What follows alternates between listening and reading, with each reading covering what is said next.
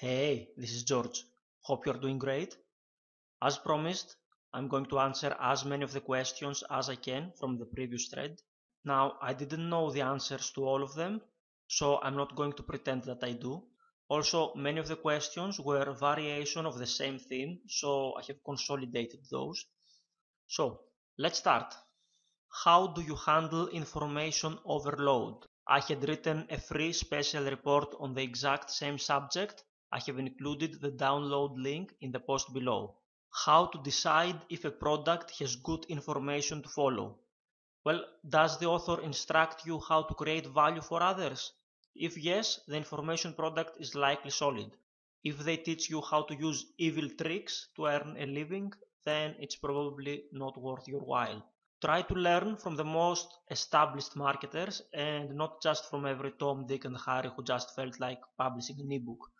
In any case, reading is great, I highly recommend it, but you will also need to try things out and see what works for you. What do you plan for 2014?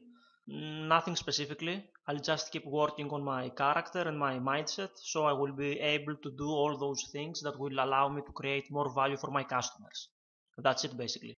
How do you come up with winning ideas for WordPress plugins?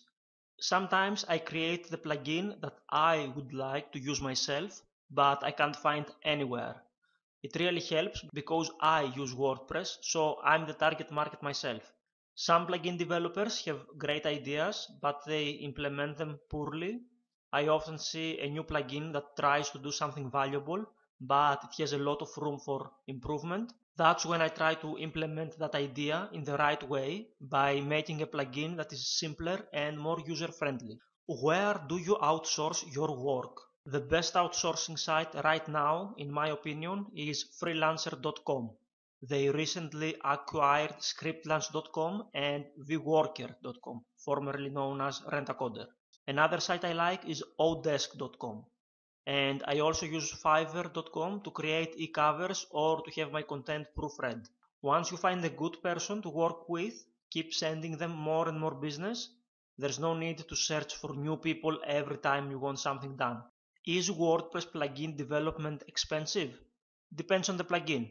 A plugin can cost $200 or less, or $5,000 and more. It depends on what you want to create.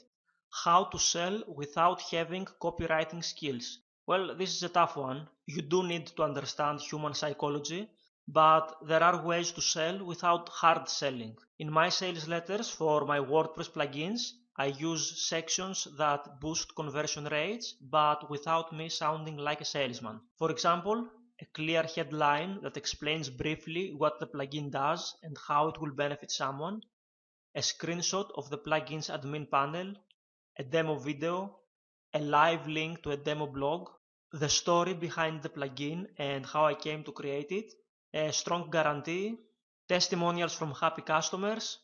All these help without me having to be a genius in ad copy. The short answer to your question is promote or create a product that sells itself. As soon as your prospects see the product, they should want to buy it right away.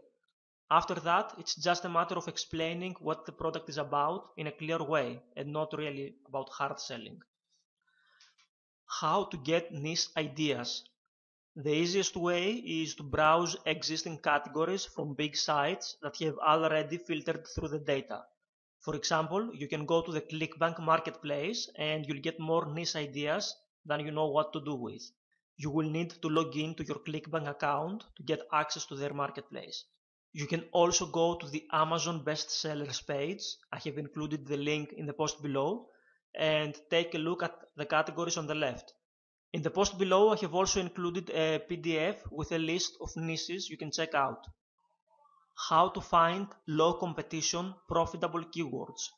Well, there are thousands of tutorials online on how to use the Google Keyword tool, but I'll give you another tip. The best way to find low competition keywords is to know the market better than your competitors. You need to be able to predict what keywords you need to target before anyone else has the slightest clue these keywords even exist.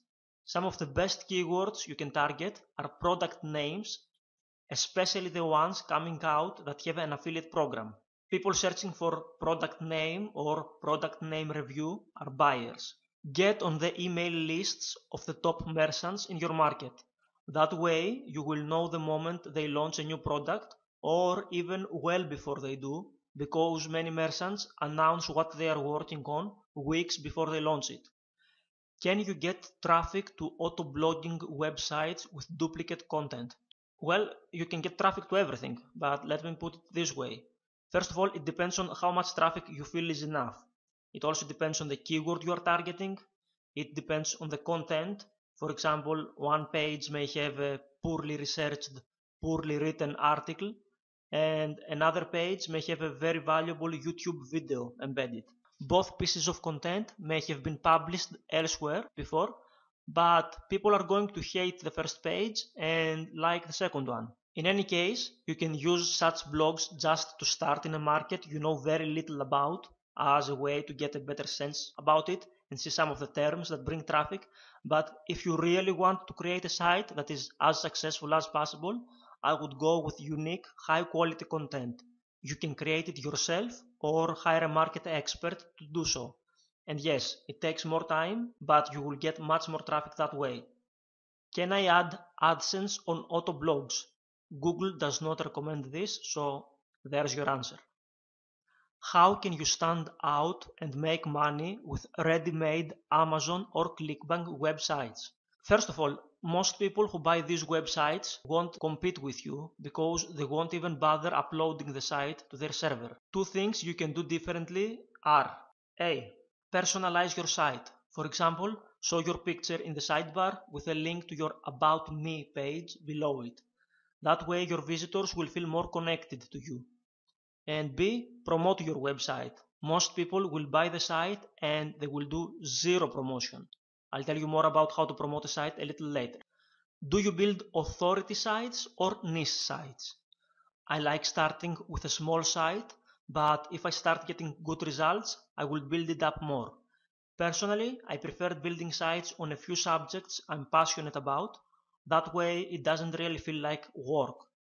Also, I tend to get confused easily. That's why I don't like having to manage 100 small niche blogs. Not to say that having many small niche sites is bad, if it works for you. How to install a ready-made static website. Typically, you don't install static websites. You open the pages with a program like Dreamweaver, you edit them, save them, and then you just upload them to your website. You can use a free FTP program like FileZilla, or log in to your hosting account's cPanel, find the File Manager function, and upload the pages from there. Does it matter how many domains I host on a server from an SEO standpoint? Shouldn't make a difference. Focus on creating valuable websites and don't worry about it. What are the pros and cons of exact match domains versus subdomains for SEO rankings? Exact match domains are great if you have a single keyword that you want to optimize a website for. One disadvantage is that you need to start from scratch every time. If you have an established authority site with age, you should be able to post the same content on that website, optimize that post or page, and get good rankings very fast as well. Which free WordPress themes do you recommend? The default ones like 2010, 2011 or 2012 work a treat. Very often they perform much better than even paid themes because many paid themes have bugs in them. I know because I develop WordPress plugins, and sometimes a customer may open a support ticket and say that the plugin doesn't work on their blog. And 9 times out of 10, it's a bug with their blog's active theme or another plugin on their blog. Once they change to one of the WordPress approved themes, the plugin works great. These themes also look very clean. Another theme I like is the Weaver theme. I have included the link in the post below. It's what I'm using on this blog right now. I like it because it's clean and you can customize it in many ways. Which plugins you use and recommend? Obviously, I develop WordPress plugins, so I do it because I feel that people will benefit from them. Outside of my own WordPress plugins, two other plugins I like are the Dagon Design Sitemap Generator, and the Sociable plugin. I have included links to both of them in the post below. It depends on what you want to do with your blog really. Just don't add too many plugins or your site can start loading really slowly. How to get a good email list. Create something that your visitors would find valuable enough to give you their email address in exchange. No need to make it long.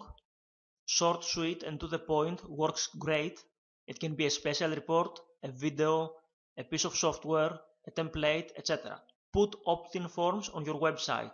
You can put them in the sidebar of your blog, or you can use a lightbox pop-up that loads as soon as a visitor enters your blog. Treat those people with respect. You can send them promotions for products, but you also need to send them valuable content without asking for any money. You need to prove to them that you are on their side, and you should be. I find that the best results come from balance.